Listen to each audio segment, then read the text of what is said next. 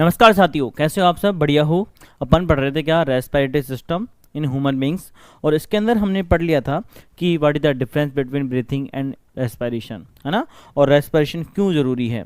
मैं आपको बता दूं बेटा कि जो रेस्पिरेशन होता है ये दो टाइप का होता है। कौन कौन सा? देखो आपको दिख रहा है यहाँ पे, एक होता है ब्रीथिंग अंदर, है ना, यानी आपने जो सांस ली है, प्राणवायु ऑक्सीजन ली है, वो आपके लंग्स के अंदर आती है और उसके बाद में वो क्या होती है बेटा, एक्सचेंज होती है किसके अंदर, कार्बन डाइऑक्साइड के अंदर, और कार्बन डाइऑक्साइड बेटा बाहर चली जाती है ना। अब देखो कहानी क्या है, जैसे ही आपने ऑक्सीजन को अंदर लिया, इसको बोला जाता है इंस्पायरेशन। क्या कहा जाता है? इंस्पायरेशन। इसके अंदर क्या होगा, आपके जो लंग्स हैं वो नीचे से क्या होंगे, ब्रॉड होंगे।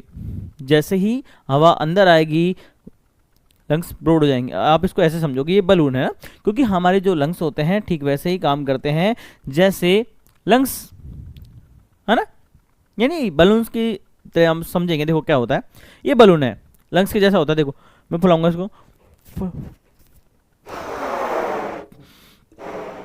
ये फूल रहा है ना, देखो ये फूला। जैसे ही मैंने इसमें हवा भरी, ये यहाँ से चौड़ा हो गया, लेकिन जैसे ये हो गया बेटा इंस्पायरेशन। लेकिन अब ये चौड़ा है और जैसे ही कार्बन डाइऑक्साइड बाहर निकलेगी, ये चौड़ाई इसकी कम हो जाएगी और ये कैसा हो जाएगा, लंबा हो जाएगा, है ना, इसकी हाइट बढ़ जाएगी।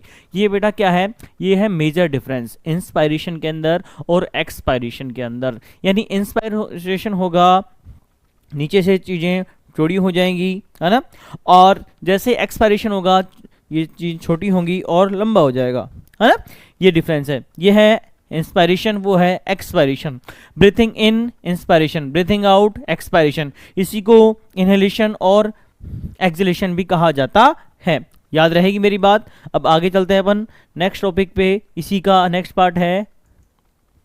अब देखो, जब हम ऑक्सीजन इनटेक करते हैं तो ऑक्सीजन के साथ में केवल और केवल ऑक्सीजन ही नहीं आती है हमारी बॉडी के अंदर, उसके साथ में अन्य गैसेस भी आती हैं जैसे कार्बन डाइऑक्साइड। तो मैं बेटा उसकी बात कर लेता हूँ, इसके प्रेशर की, कि इसके आने का प्रेशर कितना होता है। जैसे आप देखो कि ये है हमारे लंग्स, और लंग्स में जब ऑक्सीजन एंट्री मारेगी तब क्या होगा, देखो ऑक्सीजन का प्रेशर कितना होगा, 104 mmHg, है ना।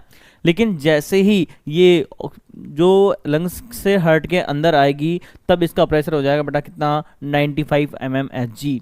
लेकिन इसके साथ में कार्बन डाइऑक्साइड का प्रेशर रहेगा 40 mmHg। अब आप कहोगे कि सर यहाँ पे 104 से 95 होगी, लेकिन ये 40 से ये 40 ही रहा, क्योंकि देखो यहाँ पे जब ये आएगी तब ऑक्सीजन तो हमारी बॉडी में काम ले ली जाएगी, बट कार्बन डाइऑक्साइड का कोई काम है ही नहीं ना, अरे ये सुनो, इसलिए वो इतनी की इतनी ही है।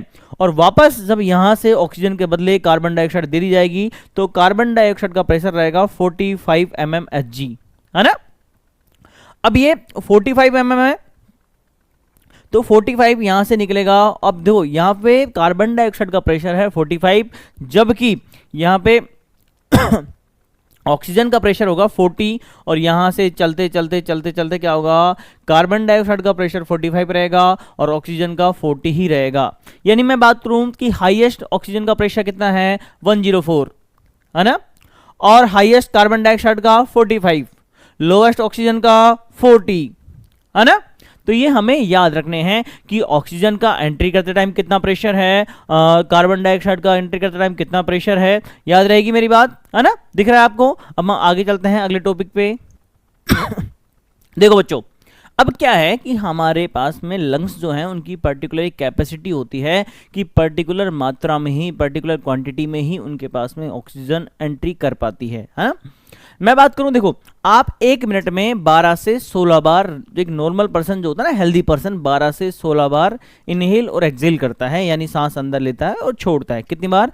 12 to 16 टाइम्स, है ना।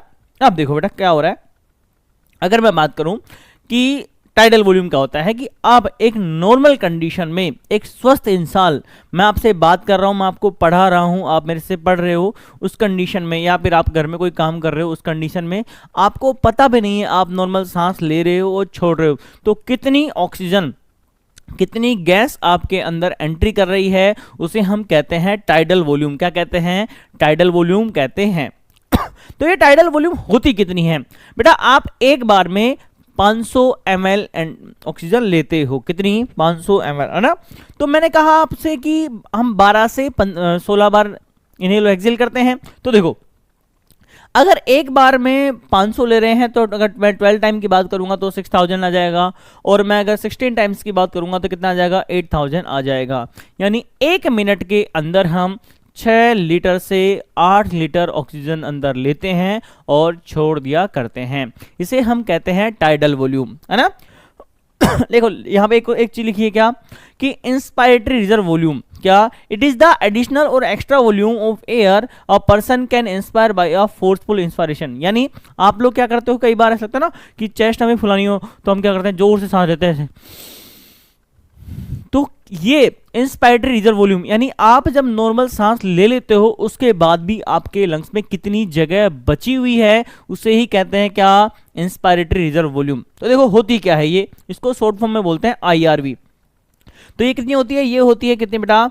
2500 से 3000 ml, यानी 2500 ml टू 3000 ml, यानी 2.5 से 3 लीटर आप एक बार सांस लेने के बाद भी आप इतनी और ले सकते हो। इसे ही हम कहते हैं क्या? Inspiratory reserve volume. यानी नॉर्मल सांस लेने के बाद भी आपकी लंग्स में इतनी जगह बच जा रही है। अब देखो, आपने, ये तो लेने की बात हो गई।